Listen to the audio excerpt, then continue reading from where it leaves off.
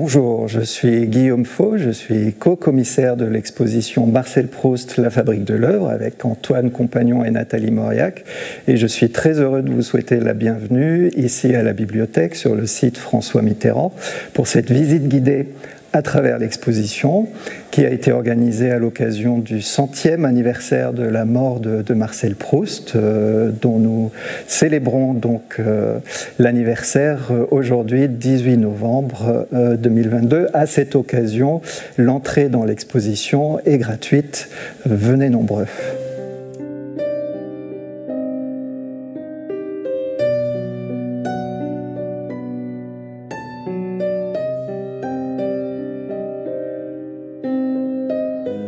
Ce que nous avons souhaité dans cette exposition, c'est expliquer le plus simplement possible aux visiteurs comment Marcel Proust s'y est pris pour écrire son chef-d'œuvre, ce chef-d'œuvre de la littérature mondiale aujourd'hui, à la recherche du temps perdu.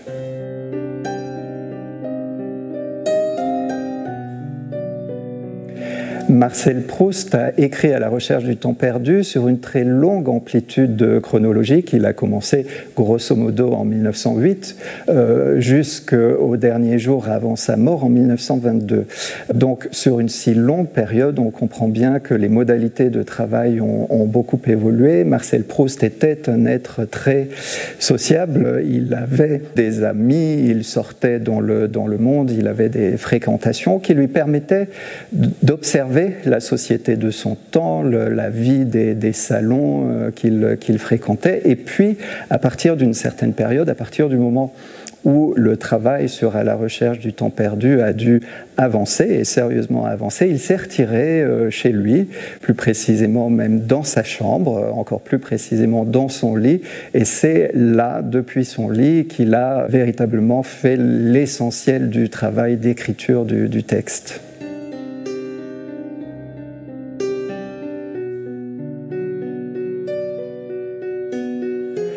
L'exposition commence par une série de documents consacrés à l'élaboration de la première phrase de ce texte. Première phrase si célèbre, « Longtemps je me suis couché de bonheur », et nous avons souhaité accueillir le visiteur par ce début si marquant. On sait que Marcel Proust a commencé à écrire le début de son texte dans des cahiers de brouillons, dont certains sont présentés dans cette première vitrine, à l'époque où il a le projet d'écrire un texte contre Sainte-Beuve. Il met au point un premier projet de début du texte qu'il va dicter et qui va être tapé à la machine, et nous présentons cette dactylographie corrigée, ce document sur lequel, pour la première fois, Marcel Proust va écrire, ajouter à la main la forme définitive de la première phrase « Longtemps, je me suis couché de bonheur ». Ces premières étapes, néanmoins, ne bouclent pas le travail, puisque Marcel Proust va continuer à parfaire ce début du texte sur les épreuves corrigées, plus précisément sur ces documents qu'on appelle les placards corrigés, documents qui permettent à Marcel Proust, après quelques réaménagements, après quelques perfectionnements, notamment sur les titres définitifs de son texte, de mettre au point définitivement ce début qui permet au lecteur de rentrer dans ce texte. La particularité de l'écriture de Marcel Proust et de son travail est qu'il n'écrivait pas dans l'ordre du texte du début à la fin. Il écrivait par passages, par fragments, qu'il mettait bout à bout dans un deuxième temps.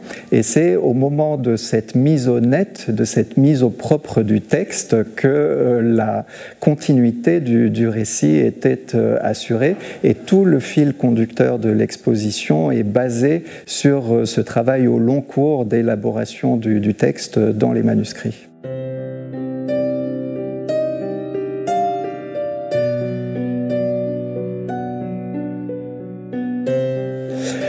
chaque salle de l'exposition, nous avons mis en avant un épisode emblématique du texte qu'il nous paraît intéressant de présenter au public. Et bien évidemment, dans la salle consacrée à Du côté de chez Swann, impossible de ne pas parler de l'épisode de la fameuse Petite Madeleine, épisode d'une certaine complexité dans son élaboration, puisque Marcel Proust l'écrit de 1908 jusqu'en 1913-1914, et l'étude des manuscrits permet de comprendre les différentes étapes par lesquelles Marcel Proust passe pour inventer cet épisode, et notamment de comprendre que cette petite Madeleine n'a pas existé de toute éternité, si on peut dire, mais qu'elle a commencé par être un très modeste petit morceau de pain rassis, comme on le constate sur ce manuscrit, un des plus précoces consacrés par Marcel Proust à cet épisode.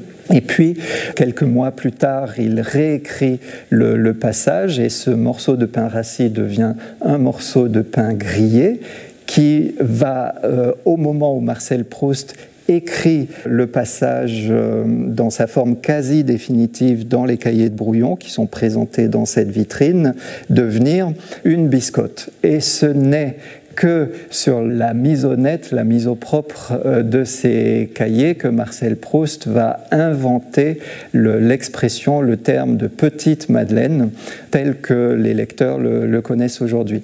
Donc c'est un épisode à la fois complexe qui fait varier l'objet lui-même, du pain rassis à la petite Madeleine, mais également le personnel, si on peut dire, qui est impliqué autour de cette petite Madeleine, puisque selon les brouillons, il s'agit tantôt de la cuisinière, de la gouvernante ou de la mère du narrateur qui apporte cette petite Madeleine ou ce morceau de pain au héros du roman.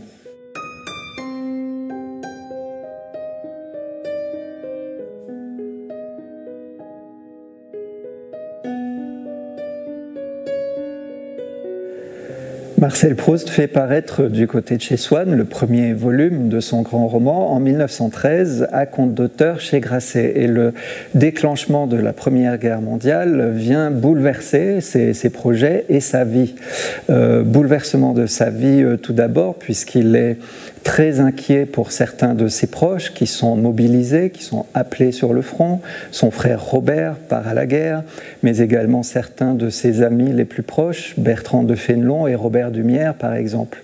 Nous présentons dans l'exposition 2 photos inconnues jusqu'à aujourd'hui de ces 2 amis très proches de Marcel Proust. Photographies particulièrement émouvantes puisqu'elles ont été prises quelques jours, quelques semaines avant qu'il ne meure sur le front. Et cette période tragique pour Marcel Proust et ses contemporains bouleverse aussi le travail de Marcel Proust. Dans un premier temps, la guerre interrompt le travail, et lorsque Marcel Proust va se remettre à travailler, il va réfléchir à quelques modifications importantes à apporter à son texte, déjà paru Du côté de chez Swann, modifications qu'il va apporter à l'occasion de la 2e édition du texte, cette fois-ci aux éditions de la NRF en 1919, puisque Gallimard, qui s'est aperçu qu'ils auraient dû accepter cet auteur et ce texte, va proposer un contrat à Marcel Proust pour reprendre l'édition du texte. Et à l'occasion de cette réédition de Du côté de chez Swann, Marcel Proust va demander à changer la localisation de Combray, le village de Combray, qui était situé en 1913 dans la région de Chartres, à déplacer cette localisation dans la région de Reims et de Laon. Pour la 2e édition du texte, la région de Reims et de Laon, c'est la région du front, c'est la région où ont lieu des destructions causées par la guerre. Et Marcel Proust, qui a besoin d'intégrer cet épisode de la guerre dans son roman, saisit l'occasion de ce changement de lieu pour apporter cette dernière touche à ce premier volume d'À la recherche du temps perdu.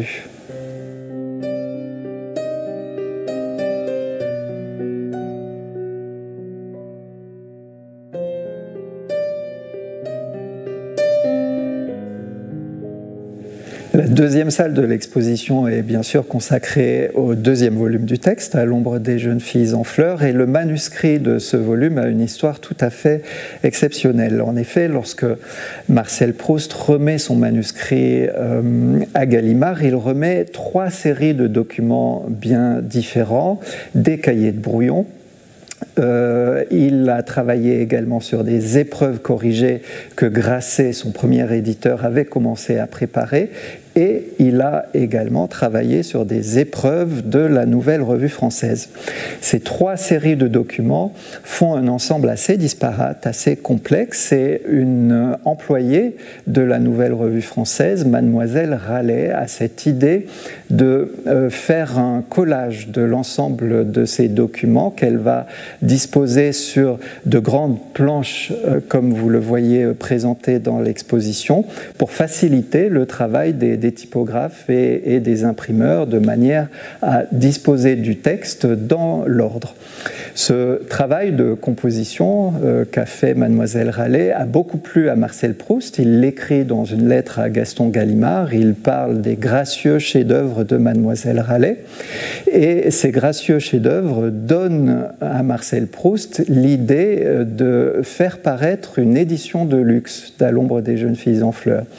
Édition de luxe qu'il prévoit tiré à 50 exemplaires sur un grand papier, conservé dans un bel étui décoré, et à l'intérieur de chacun de ces exemplaires, Marcel Proust souhaite glisser 2 exemplaires de ces planches de façon à constituer un ensemble susceptible d'intéresser les collectionneurs, les bibliophiles, les mécènes.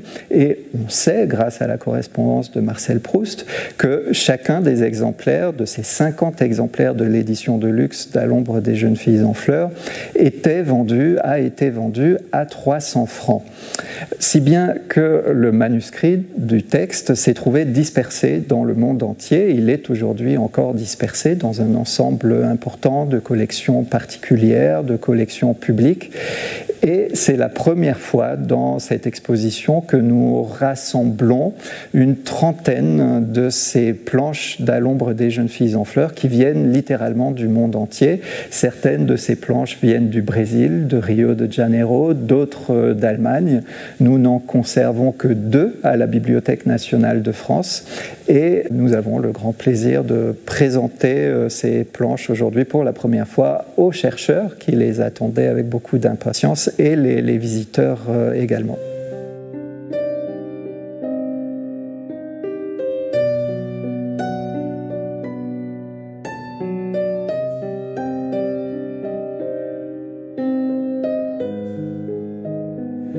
Le centre de l'exposition est occupé par une salle consacrée au volume intitulé « Le côté de Guermantes de Sodome et Gomorrhe 1 ». Et c'est une salle pivot dans la mesure où, dans le récit, le narrateur, qui est au sommet de son initiation mondaine, sociale, découvre l'envers du décor. Et cet envers du décor, pour Marcel Proust, c'est la race des tantes, pour reprendre l'expression utilisée dans le texte, c'est-à-dire l'homosexualité de certains personnages qui en constituent le vecteur. Alors, un des grands personnages d'À la recherche du temps perdu, de ce point de vue-là, est le baron de Charlus. On sait qu'un des modèles du baron de Charlus était Robert de Montesquieu, dont le très beau portrait par Boldini est présenté dans l'exposition. Et les manuscrits permettent de comprendre comment Marcel Proust a écrit cet épisode si particulier. La théorie de l'homosexualité que Marcel Proust déploie dans le texte à ce moment-là occupe une très grande place. C'est la plus longue phrase du texte, plus de 900 mots ont pu être comptés.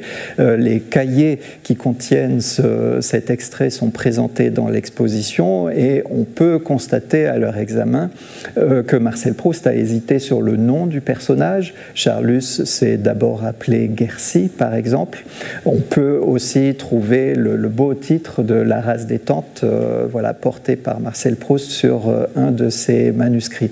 Marcel Proust a beaucoup hésité dans sa vision de l'homosexualité entre deux modèles, si l'on peut dire. Le modèle biblique, celui de la ville de Sodome, et donc un modèle tragique, assez noir, et puis un modèle plus naturaliste, un modèle qu'il a puisé dans ses lectures de Darwin et dans certaines théories darwiniennes sur la reproduction des espèces végétales, raison pour laquelle nous montrons aussi dans les vitrines de l'exposition les textes de Darwin que Marcel Proust a pu lire.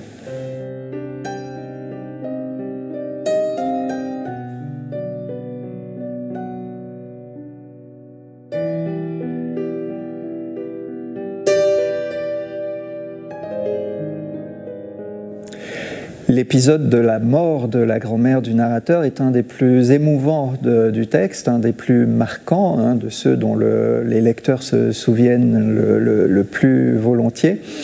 Plus précisément, ce que nous avons voulu évoquer, c'est le moment de la prise de conscience de la mort de sa grand-mère par le narrateur, puisque dans le texte, plus d'1 an se passe entre le moment de la mort de la grand-mère et le moment où le narrateur, qui fait un 2e séjour à Balbec, au bord de la mer, prend conscience de cette mort à l'occasion d'un geste tout simple, très banal, celui de se pencher pour se lasser les souliers, et ce geste lui rappelle ce geste que faisait sa grand-mère lorsqu'il était enfant pour l'aider à lasser ses chaussures.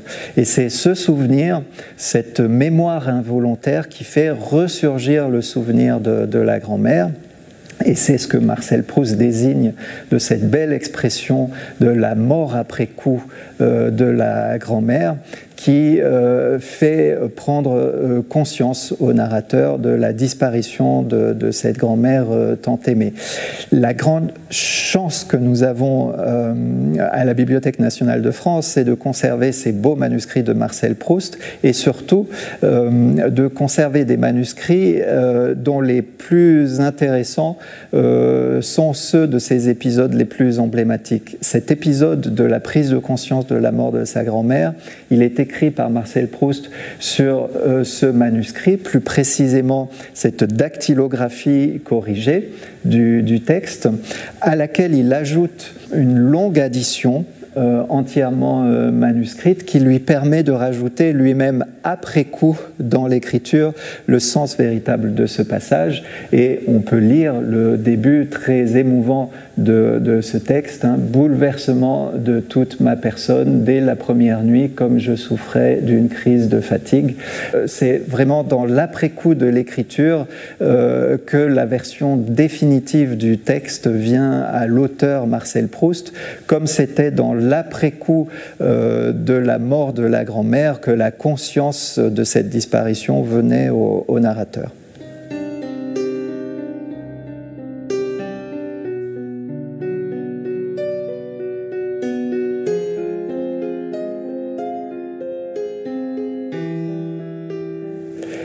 Plusieurs personnages d'À la recherche du temps perdu sont des artistes. Parmi ces figures d'artistes, il y a un musicien, un compositeur qui s'appelle Vinteuil. Et à l'occasion des portraits que fait Marcel Proust de ce compositeur, c'est l'occasion de développer une conception de la musique, de l'art, qui est aussi une initiation pour le narrateur au fil de son parcours. Alors, Vinteuil est un compositeur bien connu des lecteurs d'À la recherche du temps perdu. Il est le compositeur d'une petite sonate qui apparaît au tout début du texte, mais il est également le compositeur d'un septuor, une œuvre plus tardive dans la vie de Vinteuil, en fait une œuvre posthume qui ne sera jouée qu'après la mort du compositeur. Et c'est une œuvre qui est marquée dans la description que fait Marcel Proust de ce morceau de musique par une forme de modernité musicale qui est vraiment la nouveauté imprimée par Marcel Proust à cette conception de la musique qu'il développe dans À la recherche du temps perdu à ce moment-là du texte, puisque les cahiers de brouillon les carnets et les cahiers de brouillon dans lesquels Marcel Proust écrit son texte aux alentours de 1913-1914 font état d'une esthétique avant-gardiste, moderniste, constructiviste. La description parle d'une explosion de couleurs, de sonorités tout à fait nouvelles, et c'est ce que nous avons souhaité illustrer dans l'exposition en présentant ce tableau de Kupka intitulé La Primitive, qui n'est pas un tableau que Marcel Proust a pu contempler et qui l'aurait inspiré, mais qui est un tableau qui nous a semblé évoquer par son aspect lui-même constructiviste, moderniste, ce rôle du septuor dans la formation artistique du narrateur.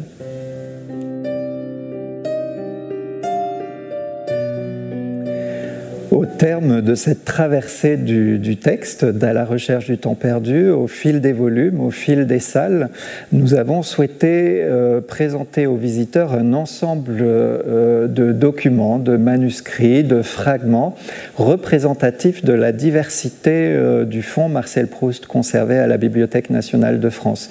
Le fonds est constitué de cahiers de brouillon, il est constitué de feuillets de dactylographie, de textes tapés à la machine, mais également de ces fragments que nous avons appelés des copeaux, c'est-à-dire des sortes de chutes finalement, de morceaux de papier, soit égarés de certains cahiers, soit découpés par Marcel Proust lui-même dans certains cahiers pour être replacés dans l'autre, et qui donnent une idée de la diversité et de la richesse de ce fonds. Et le visiteur peut admirer des fragments depuis le plus petit jusqu'au cahiers de brouillon. Ces cahiers sont conservés au nombre de 75 dans le fonds de la Bibliothèque nationale de France, mais ils ne donnent qu'une petite partie, finalement la face émergée de l'iceberg de ce fonds colossal de manuscrits, ces milliers de pages écrites par Marcel Proust pour écrire à la recherche du temps perdu.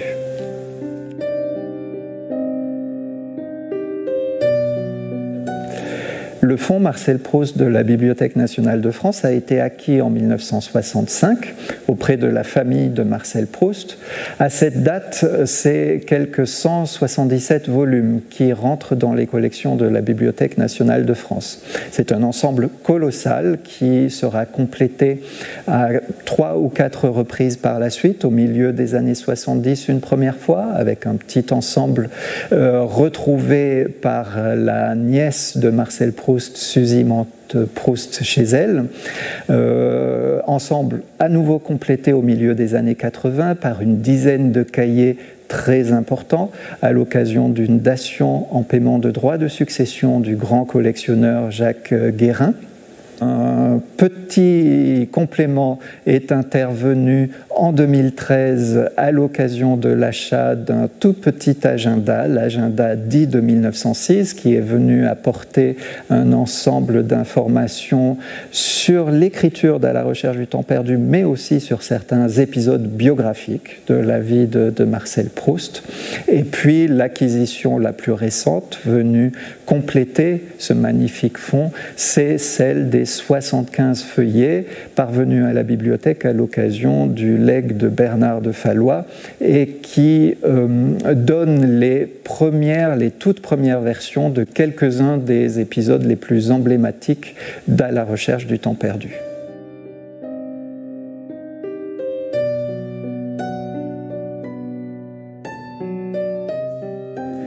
L'exposition Marcel Proust, la fabrique de l'œuvre, est ouverte jusqu'au 22 janvier 2023. Elle est accompagnée de son catalogue, qui est une coédition entre la Bibliothèque nationale de France et les éditions Gallimard.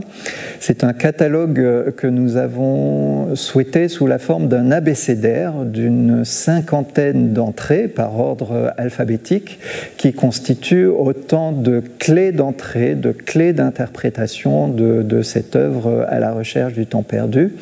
Une quinzaine de spécialistes sont intervenus pour écrire des des textes, à la fois sur chacun des volumes du texte, de manière à donner la structure d'ensemble du parcours, et puis sur certains thèmes, sur certains points plus particuliers qu'il nous a paru intéressant de développer, soit parce qu'ils étaient particulièrement connus et attendus des lecteurs du catalogue, soit parce que certains documents récemment retrouvés jetaient un éclairage nouveau et qu'il fallait d'une certaine manière faire le point sur ces éléments.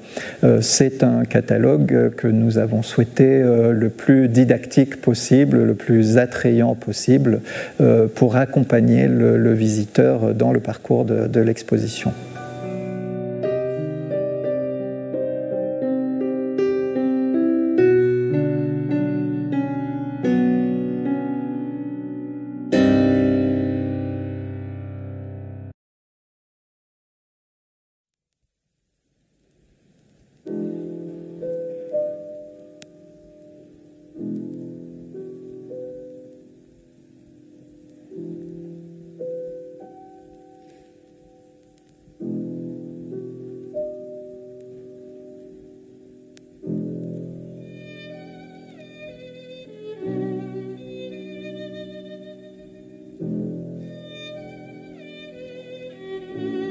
Il y a un siècle disparaissait l'un des plus grands écrivains français, Marcel Proust. À cette occasion, la Bibliothèque nationale de France lui consacre une grande exposition ici à Paris, tandis que les éditeurs rivalisent d'imagination pour célébrer l'auteur d'À la recherche du temps perdu. Longtemps, je me suis couché de bonne heure. Par ces mots, Marcel Proust entame l'œuvre de sa vie, à la recherche du temps perdu. Mais pour en arriver là, il a écrit, effacé, réécrit, raturé et enfin choisi les mots définitifs au bout de plusieurs années. Tout le monde la connaît cette phrase, même sans avoir lu le roman, mais on découvre que Proust a utilisé beaucoup de formules avant d'arriver à cette formule très brève, au temps de la matinée, à l'époque où j'étais malade, etc., etc. Autre monument proustien, la fameuse Madeleine. Mais qui sait qu'elle n'a jamais existé? Au départ, il s'agissait d'un simple pain rassis, puis de pain grillé, de biscottes et enfin d'une madeleine. Des transformations qui émerveillent les visiteurs. Toutes ces pages sur lesquelles il revenait sans arrêt, une fois même que c'était déjà pré-imprimé, ça c'était vraiment très intéressant. Je ne connaissais pas du tout cette façon de travailler, enfin sa façon de travailler à lui. L'œuvre de Marcel Proust, c'est un perpétuel mouvement, y compris après la publication de son premier tome en 1913. Car entre-temps, il y a eu la guerre, et l'écrivain veut l'insérer dans son récit. Il change donc de lieu. Après la guerre, Marcel Proust demande à déplacer cette localisation de la région de Chartres dans la région de Reims et de Lens, c'est-à-dire sur le front, pour pouvoir intégrer la guerre dans son texte. Ces changements, prolongations, transformations sont devenus des paperoles, autrement dit des manuscrits de plusieurs mètres de long que Marcel Proust collait à ses cahiers de brouillon.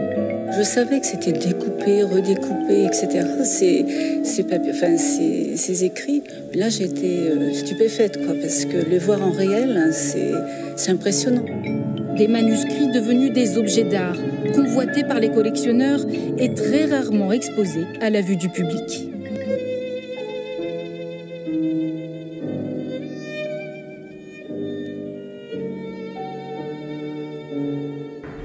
On vous entraîne à la rencontre de Marcel Proust grâce à deux immenses spécialistes de l'auteur.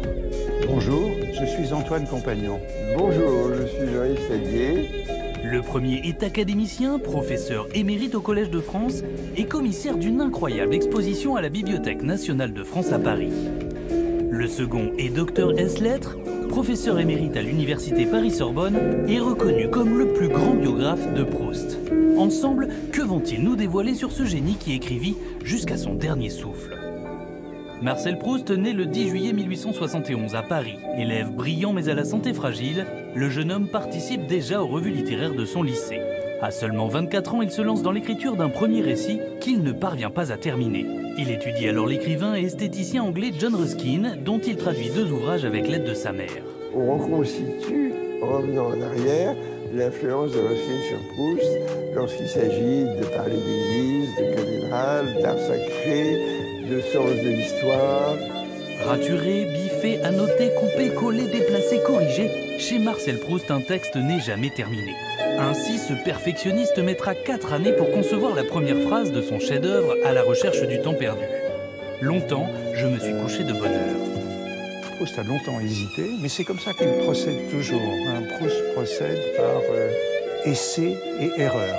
Il cherche l'endroit le plus approprié dans son roman, l'endroit juste pour un fragment auquel il a pensé longtemps. Malgré les difficultés rencontrées pour être édité, Marcel Proust décroche à la sortie de la Première Guerre mondiale, le 10 décembre 1919, le prestigieux prix Goncourt pour « À l'ombre des jeunes filles en fleurs ».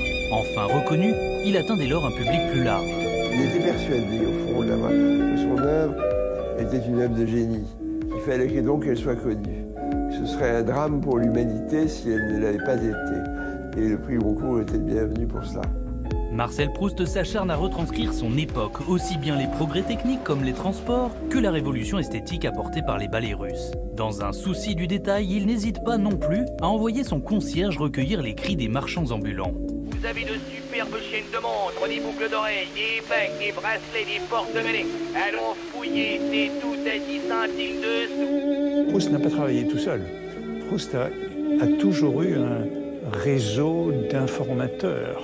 Alors ces informateurs, cela pouvait être des amis à qui il demandait des références littéraires, mais cela pouvait être aussi des chauffeurs de taxi, des domestiques. Marcel Proust s'éteint à l'âge de 51 ans le 18 novembre 1922 des suites d'une pneumonie. L'écrivain laisse derrière lui de nombreux textes encore non édités. Sa disparition signe la fin d'une comédie humaine de plus de 200 personnages et le début d'un mythe littéraire qui ne s'est pas démenti depuis un siècle.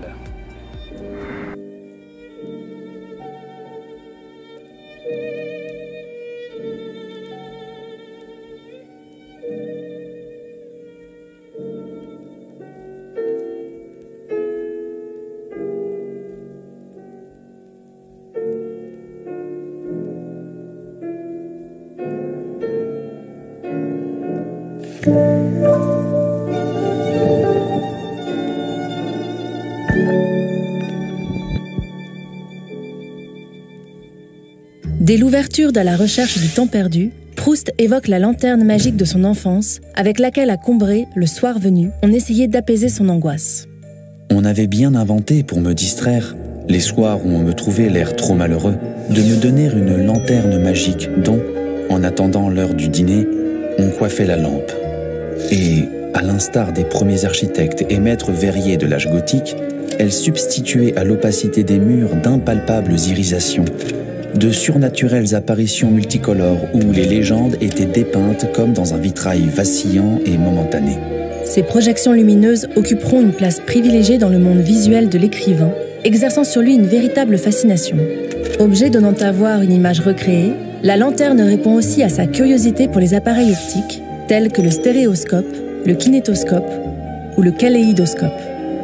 Mais pour toujours associé au crépuscule et à sa tristesse à l'idée de monter se coucher loin de maman, au lieu d'apaiser l'enfant, elle renforce son angoisse. Telle la projection terrifiante de la légende de Geneviève de Brabant, où le maléfique Golo en robe rouge sort de la forêt et chevauche vers le château. Golo, le personnage négatif, l'ennemi, l'assaillant. Se confond-il dans l'esprit de l'enfant avec Swann, l'auteur inconscient de ses tristesses, qui en venant dîner empêche maman de monter lui donner un baiser?